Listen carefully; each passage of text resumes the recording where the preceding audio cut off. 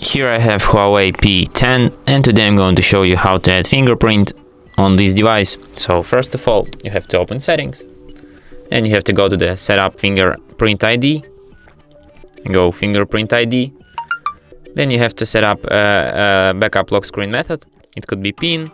You can also change lock screen method for 4-digit PIN, custom PIN, pattern or password. Let's select 4-digit PIN, enter our PIN, let's then confirm it. Next you have to select what functions of the fingerprint you want to use.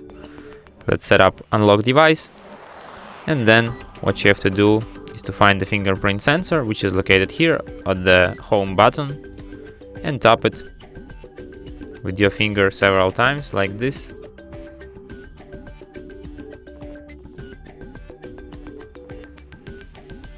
Oh, thanks God. And now we can, for example, unlock our device without entering PIN, with only just fingerprint. And that's it. Thanks for watching. If you find this tutorial useful, don't forget to hit that like button and subscribe to our channel.